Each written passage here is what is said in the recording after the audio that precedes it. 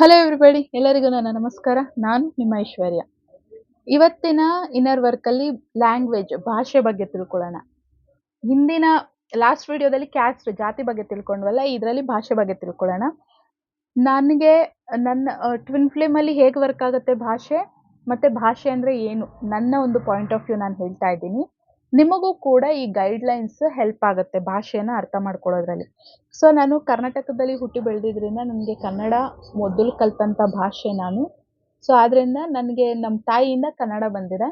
ಕನ್ನಡ ತುಂಬ ಚೆನ್ನಾಗಿ ಮಾತಾಡ್ತೀನಿ ನಾನು. ನಾಟ್ ಇಂಗ್ಲಿಷ್ ಪದಗಳೇ ಇಲ್ದಲೆ ಮಾತಾಡ್ತೀನಿ ಅಂತ ಇಲ್ಲ. ಆದರೆ ಯಾವುದಾದ್ರೂ ಭಾಷೆ ನಾನು ಆರಾಮಾಗಿ ಫಾಸ್ಟಾಗಿ ಮಾತಾಡಬಲ್ಲೆ ಅಂದರೆ ಅದು ಮೊದಲನೇದು ಕನ್ನಡನೇ.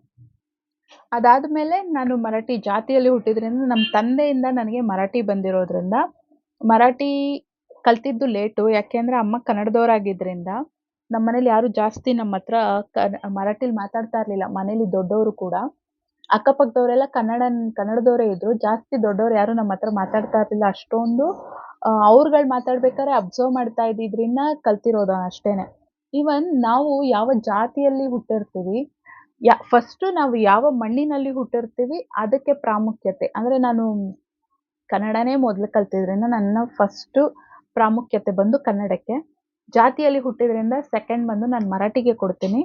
ಆ್ಯಂಡ್ ನಾವು ಯಾವ ಜಾತಿಯಲ್ಲಿ ಹುಟ್ಟಿರ್ತೀವಿ ಆ ಭಾಷೆ ಆಗಲಿ, ಸಂಪ್ರದಾಯಗಳಾಗಲಿ ನಾವು ಕಲಿತು ನೆಕ್ಸ್ಟು ನಾವು ನಮ್ಮ ಮಕ್ಕಳಿಗೆ ಕಲಿಸ್ಲಿಲ್ಲ ಅಂತಂದರೆ ಜನ್ರೇಷನಿಂದ ಜನ್ರೇಷನ್ಗೆ ಅದು ಪಾಸ್ ಆಗಲ್ಲ. ಆದ್ದರಿಂದ ಪ್ರತಿಯೊಂದು ನಾವು ಕಲಿತು ನಮ್ಮ ಮಕ್ಳಿಗೆ ಕಲಿಸ್ಬೇಕಾಗತ್ತೆ. ಅದಕ್ಕೋಸ್ಕರ ನನಗೆ ಗೊತ್ತಿಲ್ಲ ಅಂದರೆ ನಾಳೆ ಮದುವೆ ಮಕ್ಕಳು ಅಂತಂದಾಗ ಅವ್ರಿಗೇನು ಕಲಿಸ್ತೀನಿ ಅಂತ ಅಂದ್ಬಿಟ್ಟು ಪ್ರತಿಯೊಂದು ನಾನು ಕಲಿಯೋದಕ್ಕೆ ಸ್ಟಾರ್ಟ್ ಮಾಡಿದೆ.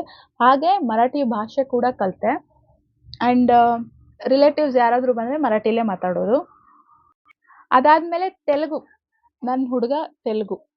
ನನ್ನ DM ಬಂದು ತೆಲುಗು. ಆದ್ದರಿಂದ ನನ್ನ ಟ್ವಿನ್ ಬಂದು ತೆಲುಗು. ಆದ್ದರಿಂದ ತೆಲುಗು ಕಲಿತೆ. ಟ್ವಿನ್ ಫ್ಲೇಮ್ ಜರ್ನಿನಲ್ಲಿ ಭಾಷೆ ಹೇಗೆ ವರ್ಕ್ ಆಗುತ್ತೆ, ನನ್ನ ಅನುಭವ ಏನು ಅಂತ ಹೇಳ್ತೀನಿ.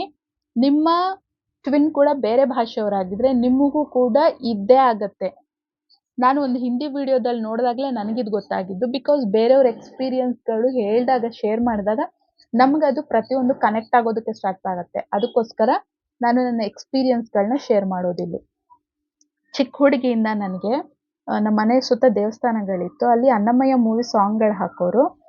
ಆ ಸಾಂಗ್ ಕೇಳಿದ್ರೆ ನಾನು ಹಂಗೆ ಸ್ಟಕ್ ಆಗಿಬಿಡ್ತಾ ಇದೆ. ನನ್ನ ಕಿವಿಗೆ ಆ ಭಾಷೆ ಹಾಡು ಬೀಳ್ತಿದ್ದಂಗೆ ಸ್ಟನ್ ಆಗಿಬಿಡ್ದೆ, ನಿಂತ್ಕೊಂಡ್ಬಿಡ್ತಾ ಇದೆ. ನನ್ನ ಮನಸ್ಸು ಎಳೆಯೋದು. ನನಗೆ ಕನ್ನಡ, ಮರಾಠಿ ಭಾಷೆ ಕೇಳಿದಾಗ ಹೇಗೆ ನನ್ನ ಮನಸ್ಸು ಆನಂದ ಆಗುತ್ತೆ, ಸಂತೋಷ ಆಗುತ್ತೆ. ಹಾಗೆ ತೆಲುಗು ನನಗೆ ಎಳೆಯೋದು ನನ್ನ ಮನಸ್ಸನ್ನ ಕಂಪ್ಲೀಟಾಗಿ. ನಾನು ಈ ಭಾಷೆ ಕಲಿಬೇಕು, ನಾನು ಈ ಹಾಡು ಹಾಡಬೇಕು ಅನ್ನುವಂಥ ಅರ್ಜು ಬರೋದು ನನ್ನೊಳಗೆ ತುಂಬ ಸ್ಟ್ರಾಂಗಾಗಿ.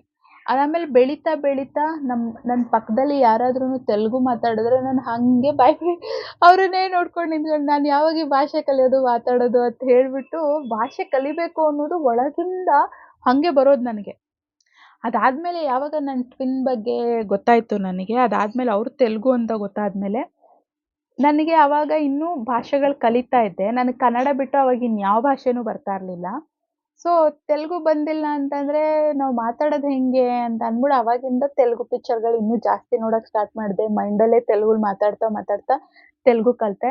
ಅದಾದಮೇಲೆ ತೆಲುಗುನಲ್ಲಿ ವೀಡಿಯೋಸ್ ಮಾಡಿ ಆಮೇಲೆ ತೆಲುಗು ಫ್ರೆಂಡ್ಸ್ಗಳು ಸಿಕ್ಕಿದ ಮೇಲೆ ನನ್ನ ತೆಲುಗು ಅವ್ರ ಹತ್ರ ಮಾತಾಡ್ತಾ ಮಾತಾಡ್ತಾ ಫಾಸ್ಟ್ ಆಯಿತು. ಏನಾದರೂ ಗೊತ್ತಾಗಿಲ್ಲ ಅಂತಂದರೆ ಅವರ ಹೆಲ್ಪ್ ತೊಗೊಳ್ತೀನಿ. ಯಾವ್ದಾದ್ರು ಪದಗಳು ನನಗೆ ಗೊತ್ತಾಗಿಲ್ಲ ಅಂದರೆ. ಕನ್ನಡದಲ್ಲಿ ಗೊತ್ತಾಗೋಷ್ಟು ತೆಲುಗುನಲ್ಲಿ ನನಗೆ ಗೊತ್ತಾಗಲ್ಲ. ಸೊ ಅದರಲ್ಲಿ ನನಗೆ ಬೈದಿದ್ದಾರೆ ಆ್ಯಕ್ಚುಲಿ. "ನಿನ್ನ ತೆಲುಗುನ ಯಾಕಮ್ಮ ಸಾಯಿಸ್ತೀಯ? ನಿನಗೆ ತೆಲುಗು ಬಂದಿಲ್ಲ ಅಂದರೆ ನೀನೇನಕ್ಕೆ ತೆಲುಗು ವೀಡಿಯೋದಲ್ಲಿ ಮಾಡ್ತೀಯ?" ಅಂತೆಲ್ಲ ನನಗೆ ಕಾಮೆಂಟ್ಗಳಲ್ಲಿ ಹಾಕಿದ್ರು. ಆ್ಯಂಡ್ ನಾನು ರಿಪ್ಲೈ ಮಾಡಿದೆ ಅವ್ರಿಗೆ, "ನಾನು ಕನ್ನಡದ ಹುಡುಗಿ. ನನಗೆ ತೆಲುಗು, ನಾನು ಮರಾಠಿ ಹುಡುಗಿ ಅಂತ ಹೇಳಲ್ಲ. ನಾನು ಕನ್ನಡದ ಹುಡುಗಿ. ನನ್ನ ಕ್ಯಾಸ್ಟ್ ಯಾವುದು, ಜಾತಿ ಯಾವುದು ಅಂತೆಲ್ಲ ಬಂದಾಗ ನಾನು ಮರಾಠಿ ಬಗ್ಗೆ ಹೇಳ್ತೀನಿ. ನಾವು ಮರಾಠರು, ನಮ್ಮ ಭಾಷೆ ಮರಾಠಿ ಅಂತ. ಮರಾಠ ಕ್ಷತ್ರಿಯ ಅಂತ ಹೇಳ್ತೀನಿ. Because I am very happy. ನಾನು ಯಾವ ಜಾತಿಯಲ್ಲಿ ಹುಟ್ಟಿದ್ದೀನಿ ಅದಕ್ಕೆ ನನಗೆ ತುಂಬ ಸಂತೋಷ ಇದೆ." ಸೊ ಅದಕ್ಕೋಸ್ಕರ ಆವಾಗ ನಾನು ಹೇಳ್ತೀನಿ ಹೊರತು ಇದು ಹೇಳಬೇಕಾದ್ರೆ ನಾನು ಕನ್ನಡದ ಹುಡುಗಿ ಅಂತ ಹೇಳ್ತೀನಿ. ತೆಲುಗು ಕೂಡ ನನ್ಗೆ ಅಷ್ಟೇ ಇಷ್ಟ. ಅದಕ್ಕೋಸ್ಕರ ನಾನು ತೆಲುಗುಲ್ ಮಾಡೋದು. ಸ್ವಲ್ಪ ಏನಾದ್ರು ತಪ್ಪಿದ್ರೆ ಅಡ್ಜಸ್ಟ್ ಮಾಡ್ಕೊಳ್ಳಿ ಅಂತ ರಿಕ್ವೆಸ್ಟ್ ಮಾಡಿದ್ದಕ್ಕೆ ಆಮೇಲೆ ಅವರು ರಿಪ್ಲೈ, "ಸಾರಿ, ಸಾರಿ ಸಿಸ್ಟರ್, ನೀವು ಕನ್ನಡದವರಾಗಿ ತೆಲುಗು ಇಷ್ಟು ಮಾತಾಡ್ತೀರಾ. ತುಂಬ ಚೆನ್ನಾಗಿದೆ. ನಾವು ನಾನು ಹರ್ಟ್ ಮಾಡಿದೆ, ಸಾರಿ" ಅಂತ ಹೇಳ್ಬಿಟ್ಟೆಲ್ಲ ರಿಪ್ಲೈ ಮಾಡಿದ್ದಾರೆ. ಆ ಕಾಮೆಂಟ್ ಎಲ್ಲ ಇನ್ನೂ ಹಾಗೇ ಇದೆ. ಯಾವ ವಿಡಿಯೋದಲ್ಲಿ ಇದೆಯೋ ನನಗೆ ಗೊತ್ತಿಲ್ಲ. ಸೊ ನಾನು ಹಾಗೆ ತೆಲುಗು ಕಲಿತಾ ಇದ್ದೀನಿ. ಕಲ್ತಿದ್ದೀನಿ ಇಲ್ಲ, ಕನ್ನಡ ಕೂಡ ಇಂಗ್ಲಿಷ್ ಮಿಕ್ಸ್ ಮಾಡ್ದಲೇ ಮಾತಾಡಕ್ ಬರೋದಿಲ್ಲ. ಕನ್ನಡದಲ್ಲೂ ಇಂಗ್ಲಿಷ್ ಮಿಕ್ಸ್ ಮಾತಾಡ್ತೀನಿ. ಬಟ್ ಅಚ್ಚ ಕನ್ನಡ ಬರಲ್ಲ. ಕನ್ನಡ ಮಾತ್ರ ಸಖತ್ತಾಗಿ ಮಾತಾಡ್ತೀನಿ. ನಮ್ಮನೇಲಿ ಫಸ್ಟು ಕನ್ನಡ, ಆಮೇಲೆ ಹಿಂದಿ, ತೆಲುಗು, ತಮಿಳ್ 4 ಚಾನಲ್‌ಗಳು ನೋಡ್ತಾ ಇದ್ದಿದ್ದು. ಚಿಕ್ಕ ವಯಸ್ಸಿಂದ ಅಷ್ಟು ಭಾಷೆಗಳನ್ನ ನೋಡಿದ್ದಕ್ಕೆ ಆ ಭಾಷೆ ನಮ್ಮ ಮೈಂಡಲ್ಲಿ ಹಂಗೆ ಸೆಟ್ ಆಗ್ತಾ ಬರುತ್ತೆ. ಆದ್ರಿಂದ ನನಗೆ ತಮಿಳ್ ಕೂಡ ಅರ್ಥ ಆಗುತ್ತೆ. ತಮಿಳ್ ಪಿಕ್ಚರ್ ಎಲ್ಲ ನೋಡ್ತೀನಲ್ಲ, ತಮಿಳ್ ಅರ್ಥ ಆಗುತ್ತೆ, ಆದ್ರೆ ಮಾತಾಡೋದಕ್ಕೆ ಬರೋದಿಲ್ಲ. ಹಿಂದಿ ಬರುತ್ತೆ, ಇಂಗ್ಲಿಷ್ ಕೂಡ ಕಲಿತಾ ಇದ್ದೀನಿ. ನನಗೆ ಕನ್ನಡದವ್ರಿಗೆ ಯಾವುದೇ ಲೋಕಲ್ ಲ್ಯಾಂಗ್ವೇಜ್ ಅವ್ರಿಗಾದ್ರೂ ಸಹ ಇಂಗ್ಲಿಷು ಕಬ್ಬಿಣದ ಕಡಲೆ ಥರ. ಅದು ಬರೋದಿಲ್ಲ, ನಾವು ಬಿಡೋದಿಲ್ಲ. ಒಂದು ಸಬ್ಜೆಕ್ಟ್ ಇದ್ದೇ ಇರುತ್ತೆ, ಅದಕ್ಕೋಸ್ಕರ ಓದಲೇಬೇಕು. ಆ್ಯಂಡ್ ನನಗೆ ಇಂಗ್ಲಿಷ್ ಬರೋದಿಲ್ಲ. ಅದಕ್ಕೆ ನಾನು ಪಾಸ್ ಆದರೂ ಸಹ ನಾನು ಕಾಲೇಜ್ಗೆ ಹೋಗಲಿಲ್ಲ. ನಾನು SLCನಲ್ಲೇ ನನ್ನ ಸ್ಟಡೀಸ್ನ ಇನ್‌ಕಂಪ್ಲೀಟ್ ಮಾಡಿದೆ. ಪಾಸ್ ಆದೆ, ಆದರೂ ಸಹ ನಾನು ಕಾಲೇಜಿಗೆ ಹೋಗಲಿಲ್ಲ. ಆದರೆ ನಾನು ಯಾವತ್ತೂ ಕಲಿಯೋದನ್ನು ಬಿಡಲಿಲ್ಲ. ನನಗೆ ಇಂಗ್ಲಿಷ್ ಬರಲ್ಲ, ಅದಕ್ಕೆ ನಾನು ಕಾಲೇಜಿಗೆ ಹೋಗಲಿಲ್ಲ ಅನ್ನೋದಕ್ಕೋಸ್ಕರ ಇಂಗ್ಲಿಷ್ ಕಲಿತಾ ಹೋದೆ ನಾನು. ಎಲ್ಲ ಭಾಷೆಗಳು, ನನಗೆ ಯಾವ್ದು ಭಾಷೆ ಮೇಲೆ ಇಂಟ್ರೆಸ್ಟ್ ಬರುತ್ತೆ ಆ ಭಾಷೆಗಳನ್ನ ಕಲಿತಾ ಹೋದೆ. ಕಲಿತಾ ಇರ್ತೀನಿ. ಇವಾಗಲೂ ಕೂಡ ನಾನು ಹೊರಗಡೆ ಟ್ರಾವೆಲ್ ಮಾಡ್ತೀನಲ್ಲ, ಆವಾಗ ಈ ಮೆಟ್ರೋ ಸ್ಟೇಷನ್ನು ಇಲ್ಲ ಯಾರಾದರೂ ಇಂಗ್ಲೀಷವರು, ಕನ್ನಡ ಬರ್ದಲೇ ಇರೋರು ಇಂಗ್ಲೀಷ ಅಂತಂದರೆ ನನ್ನ ನೋಡಿದ್ರೆ ಅವ್ರು ಇಂಗ್ಲೀಷಲ್ಲೇ ಮಾತಾಡ್ತಾರೆ. ಬಿಕಾಸ್ ನಾನು ಇಂಗ್ಲೀಷಲ್ಲಿ ಮಾತಾಡ್ತೀನಿ. ನನಗೆ ಬರಲ್ಲ ಅಂತ ನಾನು ಯಾವುದನ್ನು ಬಿಡಲ್ಲ. ನಾನು ಬರಲ್ವಾ, ಕಲಿತೀನಿ, ಕುತ್ಕೊಳ್ತೀನಿ, ಕಲಿತೀನಿ, ಕಲ್ತ್ಕೊಳ್ತೀನಿ. ನನಗೆ ಇಂಗ್ಲೀಷ್ ಅನ್ನೋದು ತುಂಬ ಭಯ ಆಗ್ತಾ ಇತ್ತು. ಅದರಲ್ಲಿ ನನಗಾದಂಥ ಎಕ್ಸ್ಪೀರಿಯನ್ಸ್ ಬಂದು, ಕನ್ನಡ ಟ್ಯೂಷನ್ ಟೀಚರ್ ಇದ್ದರು. ಅವರು ಹುಟ್ಟಿದ್ದು ಬೆಳೆದಿದ್ದೆಲ್ಲನೂ ಕರ್ನಾಟಕನೇ. School teacher. ಇಂಗ್ಲೀಷ್ ಬರುತ್ತೆ, ಕನ್ನಡ ಬರೋದಿಲ್ಲ ಅವ್ರಿಗೆ. ಕರ್ನಾಟಕದಲ್ಲಿ ಹುಟ್ಟಿ ನಮಗೆ ಕನ್ನಡ ಬಂದಿಲ್ಲ ಅಂದರೆ ಅದು ನಮ್ಗೆ ಅವಮಾನದ ವಿಷಯನೇ ಹೊರತು, ನಮ್ಗೆ ಇಂಗ್ಲೀಷು ನಮ್ಮ ಭಾಷೆ ಅಲ್ಲ, ಅದು ಬಂದಿಲ್ಲ ಅಂದರೆ ಅದು ನಮಗೆ ಅವಮಾನದ ವಿಷಯ ಅಲ್ಲವೇ ಅಲ್ಲ. ಅವಮಾನ ಪಡಬೇಕಾದಂಥದ್ದಿಲ್ಲ. ನನಗೆ ಇಂಗ್ಲೀಷ್ ಬರಲ್ಲ ಅಂತ ನನಗೆ ತುಂಬ ಅವಮಾನ ಫೀಲ್ ಆಗೋದು. ಆಗ ನನಗೆ ಗೊತ್ತಾಗಿದ್ದು, English just A language, that's not A knowledge ಅಂತ. ಅಂದರೆ ಇಂಗ್ಲೀಷ್ ಕೇವಲ ಒಂದು ಭಾಷೆ, ಅದು ನಮ್ಮ ಜ್ಞಾನ ಅಲ್ಲ ಅಂತ. ಸೊ ನನಗೆ ಕನ್ನಡ ಬರುತ್ತೆ, ಅದಕ್ಕೋಸ್ಕರ ನಾನು ಹ್ಯಾಪಿ ಫೀಲ್ ಮಾಡಬೇಕು. ನಾನು ಕರ್ನಾಟಕದಲ್ಲಿ ಹುಟ್ಟಿ ನನಗೆ ಕನ್ನಡ ಬಂದಿಲ್ಲ ಅಂದರೆ ಅದು ನನಗೆ ಅವಮಾನದ ವಿಷಯನೇ ಹೊರತು, ನನಗೆ ಇಂಗ್ಲೀಷ್ ಬರಲ್ಲ ಅದು ಅವಮಾನ ಅಲ್ಲ. ಅದೊಂದು ಭಾಷೆ, ನಾನು ಕಲಿಬೋದು. ಅಲ್ಲಿಂದ ಕಲಿಯೋದಕ್ಕೆ ಸ್ಟಾರ್ಟ್ ಮಾಡಿದೆ. ಇವಾಗ ಎಲ್ಲಾದರೂ ಹೋದರೆ ನನ್ನ ಹತ್ರ ಇಂಗ್ಲೀಷಲ್ಲೇ ಮಾತಾಡ್ತಾರೆ, ನಾನು ಕೂಡ ಅವ್ರ ಹತ್ರ ಹಾಗೆ ಮಾತಾಡ್ತೀನಿ. ನಾನು ಹೆಂಗೆ ನಮ್ಮ ಹುಡುಗನಿಗೋಸ್ಕರ ತೆಲುಗು ಕಲಿತೆ, ನಮ್ಮಮ್ಮ ಕನ್ನಡದವರು ಬಂದು ಮರಾಠಿ ಕಲಿತರು. ನನ್ನ ತಂಗಿ ತಮಿಳ್ ಹುಡುಗನ ಮದುವೆ ಆಗಿದ್ದಾಳಲ್ಲ, ಅವಳು ಕೂಡ ತಮಿಳ್ ಪಿಕ್ಚರ್ ನೋಡಿ ತಮಿಳೆಲ್ಲ ಕಲಿತಾ ಇದ್ದಾಳೆ. ಹಾಗೆ ಯಾರು ನಮ್ಮ ಪಾರ್ಟ್ನರ್ ಇರ್ತಾರೆ, ಅವರ ಪ್ರೀತಿಯ ಜೊತೆ ಅವರ ಭಾಷೆಯನ್ನು ನಮ್ದನ್ನು ಮಾಡ್ಕೊಂಡು ಬಿಡ್ತೀವಿ. ನಾವು ಕೂಡ ಅವರ ಭಾಷೆಯನ್ನು ಕಲಿತೀವಿ. ಹೆಣ್ಣು ಮಕ್ಕಳು ಮಾತ್ರ ಅಲ್ಲ, ಗಂಡು ಮಕ್ಕಳು ಕೂಡ ಅವರ ಹುಡುಗಿ ಅಥವಾ ಅವರ ಹೆಂಡತಿ ಮೇಲಿರೋ ಪ್ರೀತಿಗೆ ಅವರು ಕೂಡ ಭಾಷೆ ಕಲಿಯೋದಕ್ಕೆ ಟ್ರೈ ಮಾಡ್ತಾರೆ. ಅರ್ಥ ಆಗುತ್ತೋ ಇಲ್ವೋ ಆದರೂ ಸಹ ಕಲಿಯೋದಕ್ಕೆ ಟ್ರೈ ಮಾಡ್ತಾರೆ. ನಾನು ಅದನ್ನು ಅಬ್ಸರ್ವ್ ಮಾಡಿದ್ದೀನಿ. ಭಾಷೆಗಳು ಮಲ್ಟಿಪಲ್ ಲ್ಯಾಂಗ್ವೇಜ್‌ಗಳು ಕಲಿಯೋದ್ರಿಂದ ಏನಾಗುತ್ತೆ? ಈಗ ನನಗೆ ಕನ್ನಡ ಬರೋದ್ರಿಂದ ಕರ್ನಾಟಕ ಎಲ್ಲಿ ಬೇಕಿದ್ರೂ ಸುತ್ತುತ್ತೀನಿ.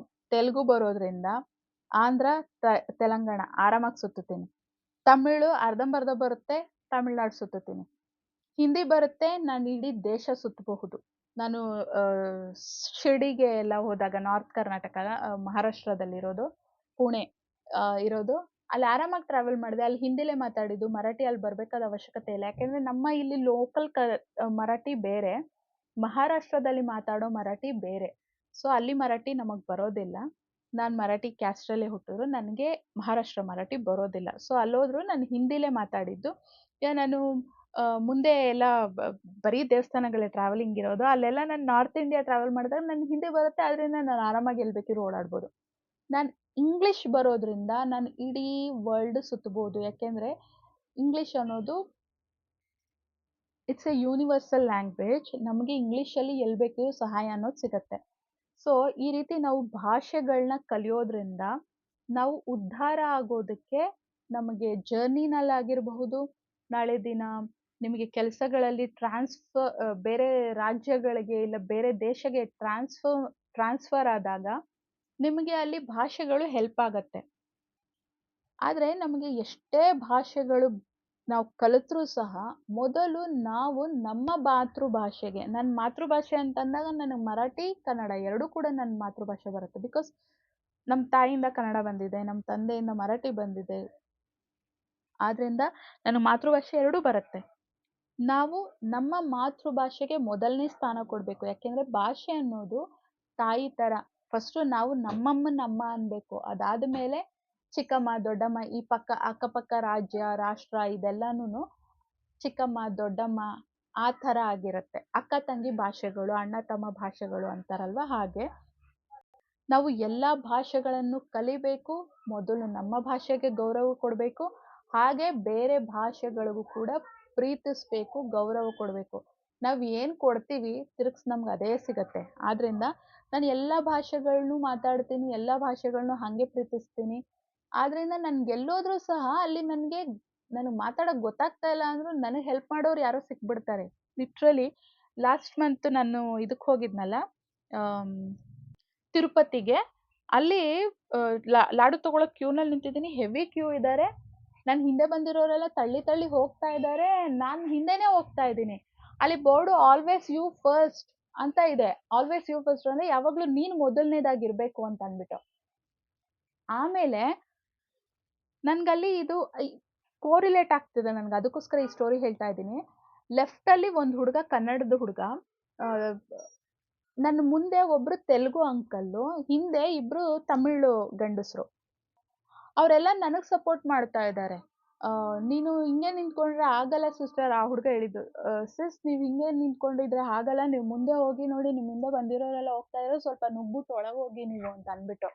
ತೆಲುಗು ಅಂಕಲ್ ಅವರೇ ಹೇಳ್ತಾ ಇದ್ದಾರೆ, ತಮಿಳವರು ಅದೇ ಹೇಳಿದ್ರು. ಇವ್ರು 3 ಜನ ಹೆಲ್ಪ್ ಮಾಡಿ ನಾನು ಒಳಗ್ ನುಗ್ಗೋದಕ್ಕೆ ನನಗೆ ಹೆಲ್ಪ್ ಮಾಡಿಕೊಟ್ರು. ಜಸ್ಟ್ ಇದು ಕೋರಿಲೇಟ್ ಆಗ್ತಿದೆ ನಾನು ಇಲ್ಲಿ ಹೇಳ್ಬೇಕಾದ್ರೆ ಇದು. ಸೊ ನಾವು ಹಾಗೆ ಒಂದನ್ನ ಅಕ್ಸೆಪ್ಟ್ ಮಾಡೋದ್ರಿಂದ, ಮನಸ್ಫೂರ್ತಿಯಾಗಿ ಮಾತಾಡೋದ್ರಿಂದ, ಗೌರವಿಸೋದ್ರಿಂದ, ಪ್ರೀತಿ ಕೊಡೋದ್ರಿಂದ ನಮಗೆ ನಾವು ಪ್ರಾಬ್ಲಮ್ ಅಲ್ಲಿ ಸಿಕ್ಕಾಕೊಳ್ತಾ ಇದೀವಿ, ನಮಗೇನೋ ಪ್ರಾಬ್ಲಮ್ ಆಗ್ತಾ ಇದೆ ಅಂತಂದಾಗ ಪ್ರತಿಯೊಬ್ರು ನಮ್ಮ ಸುತ್ತ ಹಾಗೆ ಹೆಲ್ಪ್ ಮಾಡ್ತಾರೆ. ಅವ್ರು ಹೆಲ್ಪ್ ಮಾಡ್ತಾರೆ ಅಂತಲ್ಲ, ಆ ಒಂದು ಸ್ವಾರ್ಥ ಇಟ್ಕೊಳ್ಬಾರ್ದು. ಆದ್ರೂ ಸಹ ನಮಗೆ ಆ ಸಹಾಯನೂ ಸಿಗತ್ತೆ. ಆದ್ರೆ ನಾನು ಭಾಷೆಗಳು ಕಲಿಯೋದ್ರಲ್ಲಿ, ಹೊಸದಾಗಿ ಏನಾದರೂ ಕಲಿಯೋದ್ರಲ್ಲಿ ನನಗೆ ತುಂಬಾ ಇಂಟ್ರೆಸ್ಟ್. ನಾನು ಕಲಿತಾ ಇರ್ತೀನಿ ಹಾಗೆ ಇದು. ಮತ್ತೆ ಭಾಷೆಗಳ ಒಂದು ಸ್ಲ್ಯಾಂಗ್ ಇದೆ ಅಲ್ವಾ, ಅದು ನನಗೆ ತುಂಬಾ ಇಷ್ಟ. ಈಗ ಕನ್ನಡನೇ ತಗೊಂಡ್ರೆ, ನಂದು ಬೆಂಗಳೂರು, ನಾನು ಹುಟ್ಟಿದ ಬೆಳೆದಿಲ್ಲ ಬ್ಯಾಂಗ್ಳೂರ್ ಆಗಿರೋದ್ರಿಂದ ನನ್ನ ಭಾಷೆಯಲ್ಲಿ ಸ್ವಲ್ಪ ಇಂಗ್ಲಿಷ್ ಇರುತ್ತೆ. ಉತ್ತರ ಕರ್ನಾಟಕದಲ್ಲೆಲ್ಲ ಧಾರವಾಡದಲ್ಲಿ ಒಂದು ಸ್ಲ್ಯಾಂಗ್ ಇರುತ್ತೆ, ಹುಬ್ಳಿದೊಂದು, ಬಳ್ಳಾರಿದೊಂದು. ಅವರಲ್ಲಿ ತುಂಬಾ ಅಚ್ಚ ಕನ್ನಡ ಭಾಷೆ ಮಾತಾಡ್ತಾರೆ ಕನ್ನಡನ. ಅವ್ರುಗಳು ನನ್ಗೆ ಯಾರಾದರೂ ಮೆಸೇಜ್ ಮಾಡಿದ್ರು, ಇದರಲ್ಲಿ ಕಾಲ್ ಮಾಡಿದ್ರು ಅಂತಂದ್ರೆ ನಾನು ಕೇಳಿಬಿಡ್ತೀನಿ, ನೀವು ಉತ್ತರ ಕರ್ನಾಟಕದವರ ಅಂತ ಅಂದ್ಬಿಟ್ಟು. ಅಚ್ಚ ಕನ್ನಡ ಮಾತಾಡ್ತಾರೆ. ಅದರಲ್ಲಿ ಕೆಲವೊಂದು ಪದಗಳು ನನ್ಗೆ ಅರ್ಥನೇ ಆಗಲ್ಲ, ಆ ಥರ ಮಾತಾಡ್ತಾರೆ. ನನ್ಗೆ ಅರ್ಥ ಆಗಲ್ಲ, ಹೇಳಿ ನಂದು ಬೆಂಗಳೂರು ಕನ್ನಡ ಅಂತಂದ್ರೆ ಅವರು ಹೇಳ್ತಾರೆ, ಇಂಗ್ಲಿಷಲ್ಲಿ ಟ್ರಾನ್ಸ್ಲೇಟ್ ಮಾಡಿ ಹೇಳ್ತಾರೆ.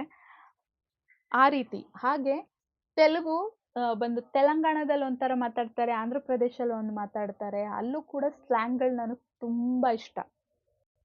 ತಮಿಳ್ದೊಂದು ಸ್ಲ್ಯಾಂಗ್ ಇದೆ. ಮುಸ್ಲಿಂ ಅವರು ಉರ್ದು ಮಾತಾಡ್ಬೇಕಾದ್ರೆ ಅವ್ರದ್ದೊಂದು ಸ್ಲ್ಯಾಂಗ್ ಇದೆ. ಏನಾದ್ರೂ ಉರ್ದು ಅವರು ಕನ್ನಡ ಮಾತಾಡಿದ್ರೆ ಅದನ್ನ ಕೇಳೋದೇ ನನಗೊಂದು ಆನಂದ, ಎಂಜಾಯ್ ಮಾಡ್ತೀನಿ. ಇವ್ರು ಕನ್ನಡ ಮಾತಾಡ್ತಾ ಮುಸ್ಲಿಂ ಅವ್ರು ಕನ್ನಡ ಮಾತಾಡಿದ್ರು ಇವ್ರು ಮುಸ್ಲಿಂ ಅವರು ಅಂತ ಗೊತ್ತಾಗ್ಬಿಡತ್ತೆ. ಆ ರೀತಿ ಭಾಷೆಗೂ ಕೂಡ ಒಂದು ಸ್ಲ್ಯಾಂಗ್ ಇರುತ್ತೆ, ಅದಕ್ಕೆ ನಾವು ಅಡಾಪ್ಟ್ ಆಗ್ಬಿಟ್ಟಿರ್ತೀವಿ. ಆಮೇಲೆ ಮಲಯಾಳಮ್ಮು ನನಗೆ ತುಂಬಾ ಇಷ್ಟ. ಒಂದು ಪದ ಕೂಡ ನನಗೆ ಅರ್ಥ ಆಗಲ್ಲ, ಆದ್ರೆ ಅವ್ರು ಮಲಯಾಳಂ ಮಾತಾಡ್ತಾ ಇದ್ರೆ ಆ ಭಾಷೆ ಉಪಯೋಗಿಸೋ ರೀತಿ, ಮಾತಾಡೋ ರೀತಿ, ಆ ಸ್ಲ್ಯಾಂಗ್ ನನಗೆ ತುಂಬಾ ಇಷ್ಟ ಆಗುತ್ತೆ, ಯಾವುದೇ ಭಾಷೆದಾಗಿರ್ಲಿ. ಬೆಂಗಾಲಿ ಅವ್ರು ಮಾತಾಡೋದು ಅವ್ರ ಭಾಷೆದೇ ಒಂಥರ ಇರುತ್ತೆ. ಅದು ನನಗೆ ಅರ್ಥ ಆಗ್ಲಿಲ್ಲ ಅಂದ್ರೂ ಕೇಳಿ ಒಂಥರ ಎಂಜಾಯ್ ಮಾಡ್ತಾ ಇರ್ತೀನಿ ನಾನು. ನನ್ಗೆ ಅಷ್ಟಿಷ್ಟ ಬೇರೆ ಬೇರೆ ಭಾಷೆಗಳು ಅಂದ್ರೆ.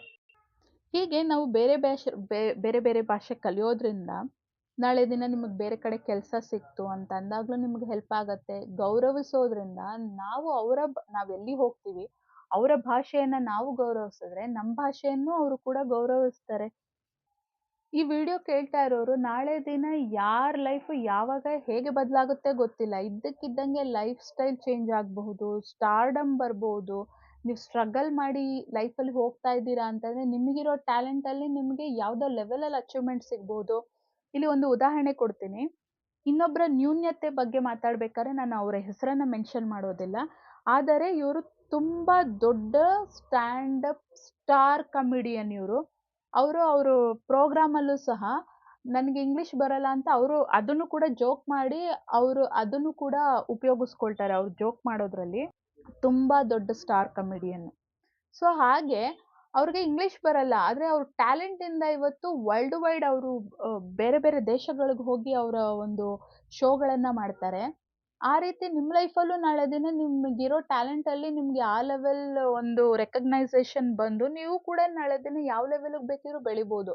ಆದ್ರಿಂದ ಮೊದಲು ನಾವು ನಮ್ಮ ಭಾಷೆಯನ್ನ ಗೌರವಿಸ್ಬೇಕು, ಪ್ರೀತಿಸ್ಬೇಕು. ಮೊದಲನೇ ಸ್ಥಾನ ನಾವು ನಮ್ಮ ಮಾತೃಭಾಷೆಗೆ ಕೊಡ್ಬೇಕು. ಅದಾದ ಮೇಲೆ ಹಾಗೆ ಎಲ್ಲ ಭಾಷೆಗಳನ್ನು ಹಾಗೆ ಪ್ರೀತಿಸ್ಬೇಕು, ಹಾಗೆ ಗೌರವಿಸ್ಬೇಕು. ಆಗ ನಮ್ಮ ಭಾಷೆಗೆ ಅವರು ಕೂಡ ಗೌರವ ಕೊಡ್ತಾರೆ. ನಾವು ಏನ್ ಕೊಡ್ತೀವಿ ತಿರ್ಗ್ಸ್ ನಮ್ಗೆ ಅದೇ ಸಿಗತ್ತೆ. ಆದ್ರಿಂದ ಕೊಡೋದ್ ನಮಗ್ ತಿರ್ಗ್ ಸಿಕ್ಕುತ್ತೆ ಅಂತಂದಾಗ ಒಳ್ಳೇದನ್ನ ಕೊಡ್ಬೇಕು.